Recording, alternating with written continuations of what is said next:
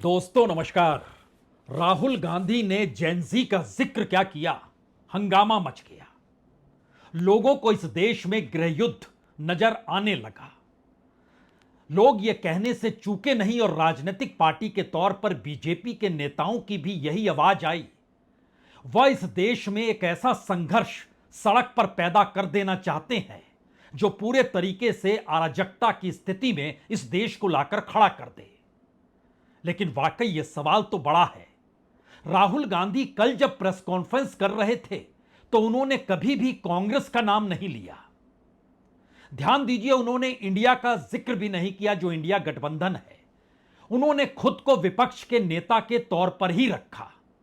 यानी एक तरफ मौजूदा राजनीतिक सत्ता है और दूसरे तरफ विपक्ष का नेता खड़ा है।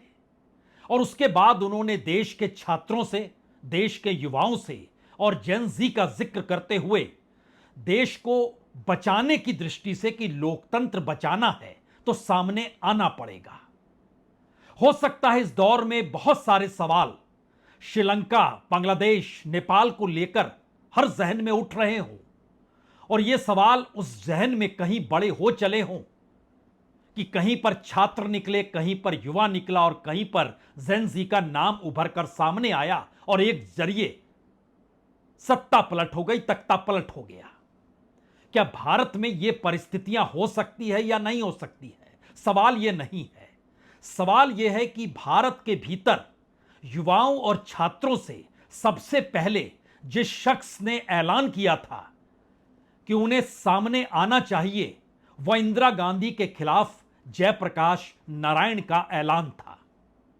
और जयप्रकाश नारायण ने बाकायदा अपनी किताब विचार यात्रा में लिखा भी है और बताया भी है। और उस दौर में जो लोग राजनीतिक तौर पर सक्रिय होंगे वो जानते भी होंगे।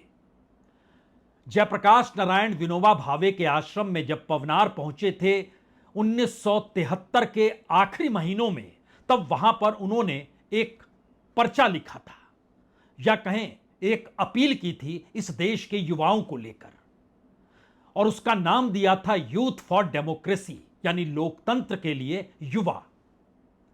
और उस अपील का असर यह हुआ था कि गुजरात के छात्रों ने कॉलेज के मेस में बढ़ी हुई कीमतों को लेकर जो विरोध शुरू किया तो उनके जहन में सबसे पहला नाम जयप्रकाश नारायण का ही आया।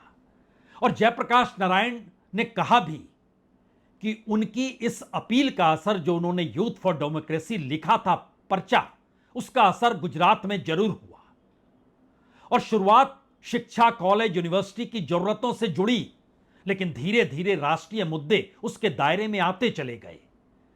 और यह पहली बार स्थिति आई कि यूनिवर्सिटी और कॉलेज के स्टूडेंट्स विधानसभा भंग करने की मांग करने लगे। करप्शन चरम पर था, तो उस परिस्थिति में राजनीतिक सत्ता को डिगाने का जिक्र कर रहे थे। उस परिस्थिति में और मौजूदा परिस्थिति में क्या कोई तालमेल हो सकता है? हमें लगता है 1973 में जब जयप्रकाश नारायण निराश थे, इंदिरा गांधी की सत्ता थी, करप्ट थी, तानाशाह के तौर पर थी, मनचाहे तरीके से राज्यों के मुख्यमंत्री बदलने की परिस्थिति में थी और कानून से ऊपर एक लिहाज से इंदिरा की सत्ता का राज था। इन तमाम बातों को क्या मौजूदा वक्त में रखा जा सकता है और कहा जा सकता है मौजूदा राजनीतिक सत्ता भी उसी तर्ज पर चल पड़ी है?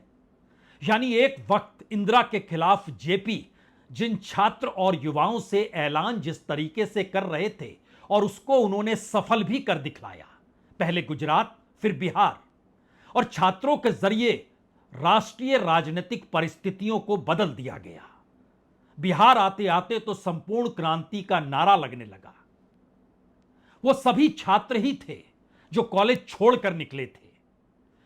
कुछ राजनीतिक दलों से जुड़े होते हैं, लेकिन अधिकतर छात्र राजनीतिक दलों से जुड़े हुए नहीं होते हैं। उनसे ऐलान जयप्रकाश नारायण ने तब किया था। और अगर 50 बरस के बाद की परिस्थितियों को समझें तो राहुल गांधी बार बार छात्र और युवाओं से इस बात का जिक्र कर रहे हैं कि उन्हें लोकतंत्र को बचाना होगा। जब वो समझ जाएंगे संविधान की रक्षा करनी है तो वो सामने आएंगे। हमें लगता है इन दोनों परिस्थितियों के बीच आज आपको चलना चाहिए और समझना चाहिए।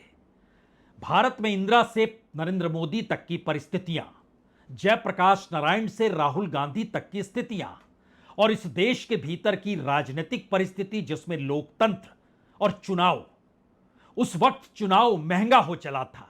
जिसके पास पैसा होता था वो चुनाव लड़ पाता था, वही जीत पाता था। आज भी वैसा जरूर है, लेकिन नई परिस्थिति बिल्कुल वोट चोरी के आसरे वोटर लिस्ट और ईवीएम तक भी जा पहुंची।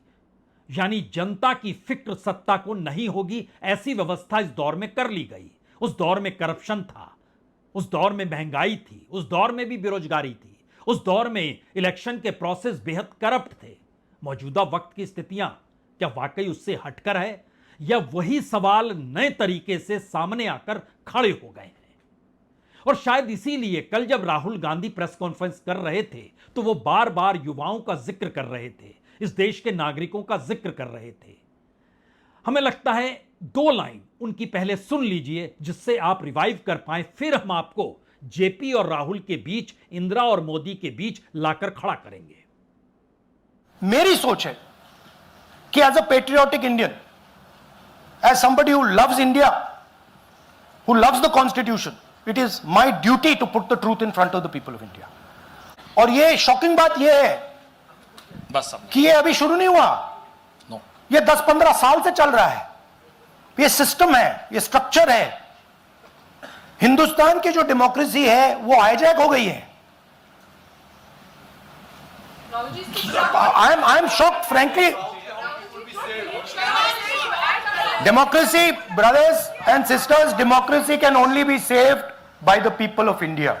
Nobody else can save democracy. Rahul Gandhi can come here and say something and say this is the truth. But the people of India, who I believe in, who I love, can do it.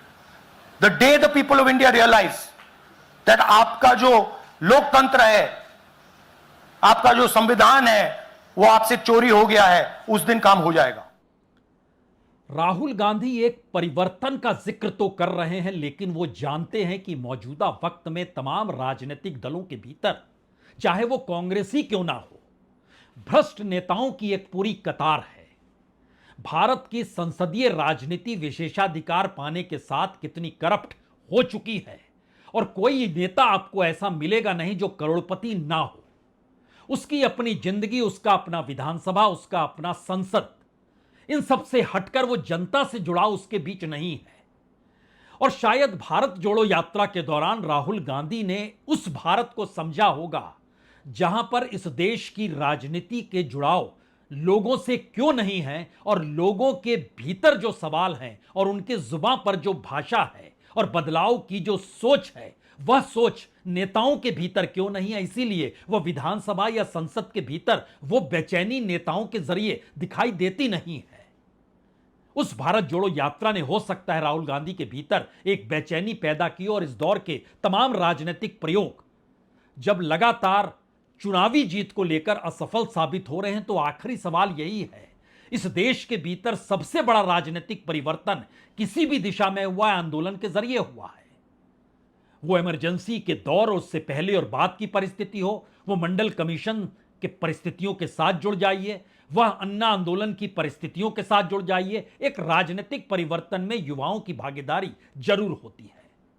Jayaprakash Narayan ने उस वक्त यह लिखा और बताया भी कि दुनिया भर के युवाओं के बीच एक बेचैनी उस वक्त चल रही थी, और इंदिरा गांधी ने उस समय युवकों की वर्ल्ड यूनियन पार्लियामेंट को जब संबोधित किया तो उन्होंने बहुत साफ तौर पर कहा कि युवा शक्ति नाम की एक नई ताकत दुनिया में पैदा हो रही है, और युवक सारी दुनिया में बेचैन हैं, वो किसी ना किसी प्रकार के प्रतिवाद में लगे हैं, यानी विरोध कर रहे हैं।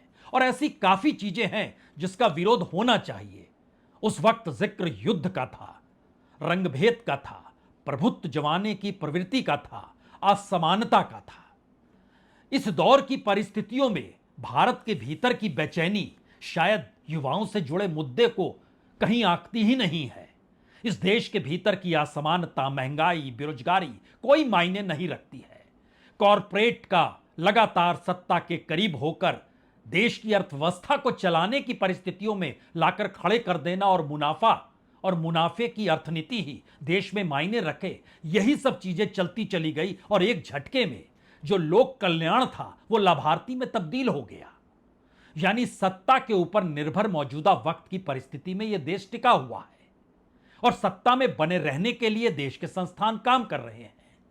जयप्रकाश नारायण के जहन में उस वक्त जो 5 सवाल थे वो थे कि दुनिया भर में युवकों के बीच बेचैनी है, भारत में लोकतंत्र पर खतरा है, इसका जिक्र भी उन्होंने किया। निर्वाचन प्रणाली के दूषित होने का सवाल है, जो महंगा चुनाव हो रहा था, बिना पैसे वाला चुनाव जीत नहीं सकता था, यानी चुनाव का खर्च बढ़ते जा रहा है और राजनीतिक व जातिगत स्वार्थों की शय पर होने वाला बल प्रयोग बड़ा मायने रखता है। और यह भी बड़ा महत्वपूर्ण है कि जेपी के जहन में उस समय 1942 का आंदोलन था जो महात्मा गांधी ने शुरू किया था और उनका कहना था कि 1942 1973 नहीं हो सकता है, लेकिन 1942 के हालात तो देश के भीतर कमोवेश वैसे ही हैं जो आंदोलन की शक्ल में आगे बढ़ाए जा सकते हैं। इसीलिए युवाओं के मन में जब इस यूथ फॉर डेमोक्रेसी पर्चे का असर गुजरात में हुआ तो उन्होंने नवनिर्माण समिति बनाई, जेपी को वहां पर बुलाया गया। जयप्रकाश नारायण वहां पर पहुंचे, उन्होंने पूछा छात्रों से, आपने नाम तो रख दिया नवनिर्माण समिति, लेकिन रूपरेखा क्या है, इसका विजन क्या है? और जो बात आप धीरे धीरे आगे बढ़ रहे हैं कि विधान सभा खत्म कीजिए, भंग कीजिए, फिर से चुनाव कीजिए, तो क्या फिर से चुनाव पुरानी लीक पर होंगे? यानी पहली बार गुजरात के छात्रों ने अपनी मांगों से ऊपर उठकर राष्ट्र की मांगों को अपने साथ जोड़कर संघर्ष की शुरुआत की और खुले तौर पर मंत्रिमंडल बहुत ही भ्रष्ट है। कांग्रेस की सरकार थी, चिमन भाई पटेल मुख्यमंत्री हुआ करते थे, करप्शन और अपने तरीके से सत्ता की ताकत जो कानून के ऊपर चलती है, सब कुछ का खुला नजारा था, जो गुजरात ही नहीं देश भर में भी था उस वक्त। तो मंत्रिमंडल बहुत भ्रष्ट है, भ्रष्टाचार मिटाना है तो मंत्रिमंडल को जाना होगा, महंगाई खत्म होनी चाहिए, बेकारी और बेरोजगारी दूर होनी चाहिए। इस पूरी प्रक्रिया में जनता का समर्थन मिला, छात्रों को मिला और खुद जेपी ने कहा कि स्वराज्य के बाद पहली बार एक राजनीतिक परिवर्तन गुजरात में हुआ है। पूरे मंत्रिमंडल को इस्तीफा देना पड़ा, उसके बाद राष्ट्रपति शासन लगा, फिर चुनाव हुआ तो सत्ता कांग्रेस से निकलकर कांग्रेस ओ के पास चली गई जो ऑर्गेनाइजेशन था, मुख्यमंत्री बदल गए और उसके बाद देश के भीतर इमरजेंसी आई। लेकिन इस दौर की परिस्थितियों में बहुत साफ तौर पर जेपी ने इस बात को कहा कि हो सकता है सत्ता में बैठे हुए, जो कुर्सियों पर बैठे हुए लोग हैं, उनको ऐसा संघर्ष गैर संवैधानिक और लोकतंत्र विरोधी लगने लगे जो शायद मौजूदा वक्त में लगातार बीजेपी या सत्ताधारी दल कह रहा है। उस वक्त जेपी ने कहा कि लेकिन मुझे यह कहना है कि संविधान के दायरे से बाहर का इसे चाहे कह लो, लेकिन इसे गैर संवैधानिक नहीं कह सकते, यह लोकतंत्र विरोधी भी नहीं है। उन्होंने आगे कहा कि वास्तव में जब संवैधानिक पद्धतियां या लोकतांत्रिक संस्थाएं लोगों के दुख दर्द को मिटाने या उनके सवालों का उपयुक्त जवाब प्रस्तुत करने में असफल हो जाती है तो जनता इसके अलावे कर भी क्या सकती है। उस वक्त जयप्रकाश नारायण को संघ ने समर्थन किया था, जनसंघ साथ खड़ी थी। यानी मौजूदा वक्त के नेताओं की कतार जो बिहार, यूपी और गुजरात के भीतर से भी निकल कर आ रहे हैं, वो जेपी का नाम आज भी लेते हैं और मौजूदा वक्त में देश के प्रधानमंत्री नरेंद्र मोदी भी जयप्रकाश नारायण का नाम लेते हैं, चूकते नहीं हैं। गृह मंत्री अमित शाह भी गाहे बगाहे जिक्र करते हैं। वो जेपी छात्र और युवाओं से जो ऐलान कर रहे हैं उसमें वो कह रहे हैं कुर्सी पर बैठे हुए लोगों को ऐसा संघर्ष गैर संवैधानिक और लोकतांत्रिक विरोधी लग सकता है, लेकिन यह है नहीं। वो कहते हैं कि बल्कि लोकतंत्र के लिए यह एक स्वस्थ और स्वागत योग्य लक्षण है कि लोग लोकतंत्र के सच्चे मालिक सिर उठाकर भले ही संविधान की सीमा के बाहर के फिर भी शांतिमय तरीकों से सत्ता को झुकाकर अपने अधिकार सिद्ध करें। यानी एक मैसेज बहुत साफ तौर पर था, राज्य सत्ता से बड़ी जन की सत्ता होती है। और इसीलिए वो इस निष्कर्ष पर भी पहुंचे कि गुजरात आंदोलन ने भारत में लोकतंत्र के विकास की दिशा में मार्ग संशोधन का एक पुरुषार्थ किया और इस शोध का सार तत्व यह है कि संसदीय लोकतंत्र में भी केवल इसके निष्क्रिय वाहक ही नहीं बने रहना चाहिए, बल्कि चुने हुए प्रतिनिधियों से जवाब तलब करने वाले सक्रिय और अंत में प्रतिनिधियों की कार्रवाइयों पर अंकुश तक लगाने वाले सही मायने में डेमोस हैं, यानी लोक हैं। और गुजरात आंदोलन ने भारत में पहली बार लोकतंत्र के तंत्र में लोक का महत्व स्थापित किया, आम जनता की आकांक्षाओं का प्रतिपादन किया और वह भी तमाम संगठित राजनीतिक दलों के बावजूद उनसे ऊपर उठकर। और शायद इसीलिए आखिर में उन्होंने लिखा भी, राजशक्ति से जनशक्ति सर्वोपरि है, राज्य शक्ति जनशक्ति के अधीन है। इसीलिए गुजरात आंदोलन के बाद भारत और भारतीय लोकतंत्र का स्वरूप आंदोलन के पहले वाला नहीं रहेगा, यह तय है। और हुआ भी यही। गुजरात के बाद जब बिहार में आंदोलन शुरू हुआ और पटना कॉलेज के भीतर जब लाठियां चली तो छात्र जेपी के पास गए, जो पटना के कदम कुआं में रह रहे थे, और वहां जाकर छात्रों ने यह आह्वान किया कि आप हमारे अगुवाई कीजिए। उस वक्त सिर्फ और सिर्फ एक वादा जेपी ने लिया, आप हिंसा नहीं करेंगे। छात्रों ने कहा हिंसा नहीं करेंगे। उसके बाद जेपी ने उस छात्र आंदोलन को संभाला और छात्रों के सामने जो यूनिवर्सिटी के संकट थे और राज्य के मुख्यमंत्री को लेकर जो सवाल थे, उससे हटकर वो राष्ट्रीय तौर पर आगे बढ़ता चला गया। मौजूदा वक्त में राहुल गांधी ये जानते हैं तमाम राजनीतिक दल अपने अपने बूते जहां भी आगे बढ़ेंगे वहां पर राजनीतिक सत्ता उन्हें रोक देगी, क्योंकि खुद राजनीतिक सत्ता का एक वक्त हर राजनीतिक दल का नेता हिस्सा रह चुका है, मंत्री संतरी वह भी रह चुका है, मुख्यमंत्री वह भी रह चुका है। इस दायरे में जनता अगर तय कर ले तो एक नए तरीके की राजनीतिक परिस्थितियां इस देश में पनप सकती है। इसीलिए कल वो बार बार जिक्र कर रहे थे जिस युवा ताकत का, भारत के नागरिकों का, और खुले तौर पर चेतावनी चुनाव आयोग को ये कहकर दे रहे थे, जिस दिन जाग गई जनता उस दिन आप क्या करेंगे। मैं हिंदुस्तान की जनता को, हिंदुस्तान के युवाओं को सच्चाई दिखा सकता हूं, यह मेरा काम है। उनकी जो इंटरेस्ट है, क्योंकि ये जो कॉन्स्टिट्यूशन है ये हिंदुस्तान की जनता का रखवाला है, प्रोटेक्टर है, और मैं इसकी प्रोटेक्शन कर रहा हूं। ये रुक नहीं सकता है, क्योंकि हिंदुस्तान की जनता इस बात को एक्सेप्ट नहीं करेगी। एक बार हिंदुस्तान की जनता को, हिंदुस्तान के युवाओं को पता लग गया कि वोट चोरी हो रही है, उनकी शक्ति लग जाएगी। नहीं तो पूरा हिंदुस्तान के सारे युवा इस बात को एक्सेप्ट करेंगे कि आप हिंदुस्तान के कॉन्स्टिट्यूशन, हिंदुस्तान के संविधान की हत्या में शामिल हो, हिंदुस्तान के संविधान की रक्षा नहीं कर रहे हो और वोट चोरों की आप मदद कर रहे हो। यानी इस वोटर लिस्ट को लेकर राहुल एक बात से कंफर्म हो चुके हैं कि अगर बिहार में चुनाव होंगे तो तेजस्वी अपने बूते चुनाव नहीं जीत सकते हैं जब तक जनता खड़ी ना हो जाए, ये कहते हुए कि दरअसल ये पूरा का पूरा चुनाव के तरीके चुनाव आयोग ने मौजूदा सत्ता के लिए बनाए हैं और उसका विरोध होना जरूरी है। अखिलेश यादव भी उत्तर प्रदेश में क्या कर लेंगे अगर जनता साथ में इस तर्ज पे खड़ी नहीं होगी, यानी जाति समीकरणों के आश्रय नहीं, सिर्फ पिछड़ा, दलित, अल्पसंख्यक या आदिवासी इस आश्रय नहीं, और ममता बनर्जी भी क्या कर लेंगी।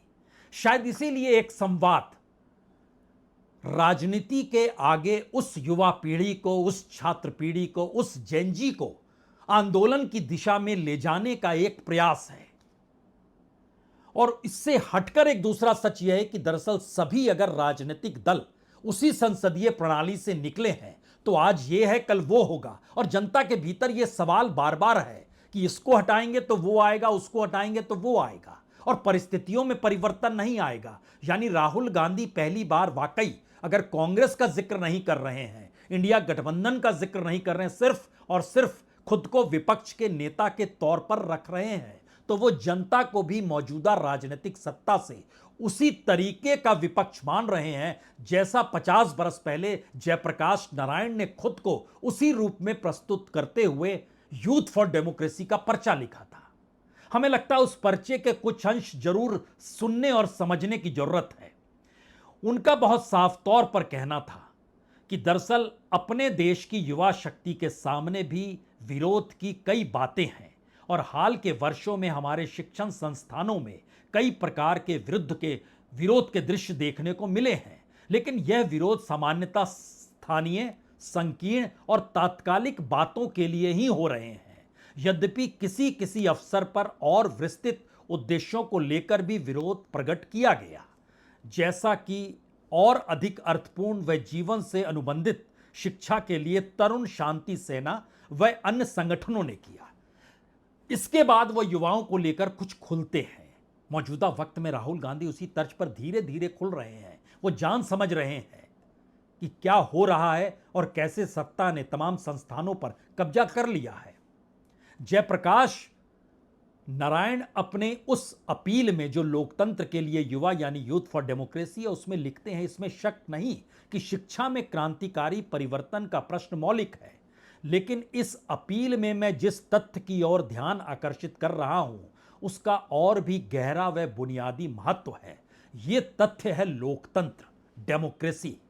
लोगों की दृष्टि से देखा जाए तो इसका आधारभूत व निर्णायक महत्व है, क्योंकि लोकतांत्रिक व्यवस्था में ही लोग, जिसमें युवक भी शामिल हैं, समर्थ रूप से अपना पार्ट अदा कर सकते हैं यानी अपनी भूमिका अदा कर सकते हैं। और इसमें संदेह नहीं कि लोकतंत्र का अर्थ लोगों द्वारा लोकतांत्रिक प्रक्रिया में सम्मिलित होने का सर्वाधिक मौका होना चाहिए। ध्यान दीजिए, राहुल गांधी कल प्रेस कॉन्फ्रेंस में और उससे पहले तमाम जगहों पर हाथों में संविधान उठाते हैं। संविधानों से मिले अधिकारों का जिक्र करते हुए लोकतंत्र की रक्षा का ऐलान युवा तबके से करते हैं, छात्रों से करते हैं। इसीलिए जयप्रकाश नारायण भी अपने इस पर्चे में लिखते हैं कि दुर्भाग्य से लोगों के नागरिक जीवन के लिए जरूरी यह स्थिति आज अनेक तरफ से खतरे में है। सबसे गंभीर खतरा निर्वाचन प्रणाली के दूषित होने से है। लोकतंत्र के जन्म में चुनाव का महत्व जरा भी कम नहीं है, यह बीज रूप है, यह सीड है। और चुनाव के समय ही लोग अपने शासक को चुनने के अपने सर्वोपरि जन्म सिद्ध अधिकार का इस्तेमाल करते हैं। लेकिन आज चुनाव का केंद्र बिंदु लोक और लोकतंत्र की प्रक्रिया से अलग हट गया है। ना ये जनता से जुड़ा है, ना डेमोक्रेसी से जुड़ा है। जो चुनाव उस वक्त हो रहा था जो इंदिरा गांधी जीत रही थी, कहते हैं कारण इसका यह है क्योंकि पैसा, झूठ, भ्रष्टाचार व बल प्रयोग ने मिलकर चुनाव के अर्थ व उसके तत्वों को ही धीरे धीरे किंतु सतत रूप से कमजोर करना प्रारंभ कर दिया है। चुनाव का खर्च दिन दूना रात चौगुना बढ़ रहा है। गरीबों की पार्टी या उनके प्रत्याशियों के लिए कोई अवसर बचा ही नहीं है। ना तो इतनी बड़ी राशि खर्च कर सकने वाले प्रत्याशियों के लिए उम्मीद भी रखी जा सकती है कि वे गरीबों के लिए काम करेंगे। और इसी तरह गुप्त पैसों पर पनपने वाले जाल फरेब, छल फद्म और सशक्त राजनीतिक व जातिगत स्वार्थों की शय पर होने वाले बल प्रयोग चौंकाने वाले तरीके से बढ़ रहे हैं। इस पूरी प्रक्रिया को अगर मौजूदा वक्त में आप लेकर आएंगे तो आपके सामने इलेक्ट्रल बॉन्ड नजर आएगा, 16,000 करोड़ रुपया, जिसको सुप्रीम कोर्ट ने गैर कानूनी कर दिया, यानी वो ब्लैक मनी है, बावजूद इसको उसको नहीं लिया गया। आपके जहन में हो सकता है इस समय लाखों करोड़ विधायकों की खरीद फरोख्त तक पर जो खर्च होते हैं वह भी आ सकते हैं। यानी एक पूरी प्रक्रिया करप्ट और कैसे तानाशाही तरीके से पूरे सिस्टम को खत्म कर चुकी है। यह सवाल अभी नहीं, उस समय भी उठ रहा था और मौजूदा वक्त में उसी बात को राहुल गांधी नए सिरे से पिरोना चाहते हैं। और यह होते होते वो आखिर में यह भी लिखते हैं, वास्तव में लोकतंत्र के लिए युवा को संगठन के बजाय एक आंदोलन ज्यादा होना चाहिए। स्वतः प्रेरित स्वतंत्र स्थानीय कार्यक्रम इस आंदोलन के चिन्ह होने चाहिए। समन्वय व प्रयास का एकत्रीकरण साथ साथ चलाना चाहिए। युवा वर्ग को स्वयं अपने साधन जुटाना और अपना स्थानीय व राष्ट्रीय नेतृत्व खड़ा कर लेना चाहिए। जयप्रकाश नारायण के पीछे तमाम राजनीतिक दल उस समय जो इंदिरा के खिलाफ थे खड़े हो गए थे। लेकिन जेपी छात्रों से कह रहे थे, आप खुद तय कीजिए कौन सा नेता होगा, कौन सा शख्स इस देश को चलाएगा। हो सकता है अब आपके जहन में जेनजी आने लगे, नेपाल में क्या हुआ, हो सकता है आपके जहन में बांग्लादेश आने लगे, वहां पर क्या हुआ, या श्रीलंका आने लगे, किस तरीके से चीजें आगे बढ़ी। लेकिन मौजूदा वक्त में अगर जयप्रकाश नारायण के बाद राहुल गांधी को जोड़िए और उस वक्त इंदिरा गांधी के बाद मौजूदा वक्त में नरेंद्र मोदी को जोड़िए, तो ये सारे सवाल आपको एक क्षण में मौजूद लगने लगेंगे कि मौजूदा राजनीतिक दलों को लेकर जनता के भीतर कोई भरोसा विश्वास नहीं है। सभी भ्रष्ट से दिखाई देते हैं और उनकी जुबान से निकलने वाले शब्द जनता की भावना से जुड़े हुए होते ही नहीं है। बिहार में चुनाव है और पटना के भीतर जेपी चौराहे पर आज भी छात्र नौकरियों के लिए सड़क पर हैं और चाहते हैं कि चुनाव का नोटिफिकेशन हो, उससे पहले बीपीएससी शिक्षकों की नियुक्ति के लिए कम से कम जो लाखों पद खाली पड़े हैं उसको तो निकाल दे। यह स्थिति कमोवेश पूरे देश की है। यानी अपने तौर पर छात्र जब तक नहीं समझेंगे, इसलिए सवाल शायद यह कांग्रेस का नहीं है, यह आरजेडी का नहीं है, यह समाजवादी पार्टी का नहीं है, यह टीएमसी का नहीं है, यह शिवसेना और एनसीपी का नहीं है, यह किसी पॉलिटिकल पार्टी का नहीं है और उनसे जुड़े नेताओं का भी नहीं है। यह सवाल इस देश को संभालने का है। यह सवाल इस देश की राजनीतिक परिस्थितियों में एक बड़े बदलाव और ट्रांसफॉर्मेशन का है। क्या उस दिशा में युवा बढ़ेगा? यानी श्रीलंका, बांग्लादेश, नेपाल तो हार की चीज है। हम आपको 1973, 74, 75 का जिक्र करके बता रहे हैं कि जयप्रकाश नारायण जिस आंदोलन के जरिए जिक्र कर रहे हैं उसमें खुद कह रहे हैं, खुद आप वाहन जुटाइए, खुद आप साधन जुटाइए, अपने स्थानीय व राष्ट्रीय नेतृत्व को आप खुद खड़ा कीजिए। और यह भी कहते हैं कि दुनिया के कई हिस्सों में विद्यार्थियों ने अपने देश की राजनीतिक नियति को आकार प्रदान करने में निर्णायक भूमिका निभाई है। उस वक्त थाईलैंड एक उदाहरण था। और फिर वो कहते हैं हिंदुस्तान की युवा शक्ति के राष्ट्रीय कार्यक्षेत्र में प्रवेश करना लोक की सर्वोपरिता स्थापित करने के लिए एक निर्णायक भूमिका अदा करने की वजह से सत्ता, संपत्ति, असत्याचरण और पाशविकता को पराजित करने का यही परिपक्व समय है, यही मैच्योर टाइम है। उस दौर की परिस्थिति, इस दौर की परिस्थिति में शायद जेपी की राह पे राहुल गांधी हैं, उस वक्त की इंदिरा गांधी की राह पे नरेंद्र मोदी है। लेकिन उन दोनों परिस्थितियों में इस देश का युवा उस दौर के युवाओं से इसीलिए मात खा रहा है क्योंकि उस वक्त का युवा मौजूदा वक्त में राजनीतिक सत्ता के साथ भी खड़ा है। वो बिहार के नेताओं की कतार है। शायद इसीलिए इतिहास अपने आप को दोहराता जरूर है। तो क्या 50 बरस के बाद इस देश की मौजूदा परिस्थितियों ने एक बार फिर से युवाओं को, छात्रों को, जेनजी को लेकर जो सवाल खड़े किए हैं, उसका एक आखिरी सच तो यह है कि भारत इस वक्त दुनिया में सबसे युवा देश है। और युवाओं की ताकत, युवाओं की संख्या, युवाओं का संकट, युवाओं की त्रासदी, इस सारी परिस्थितियां इस देश के युवाओं को लेकर ही जुड़ी है।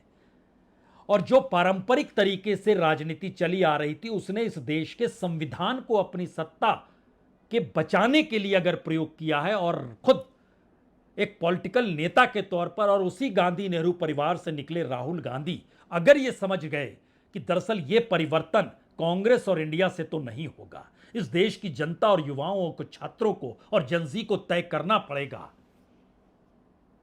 तो शायद भारत के राजनीतिक बदलाव की यह एक अनोखी और सुखद हवा तो है। बहुत बहुत शुक्रिया, बहुत बहुत शुक्रिया।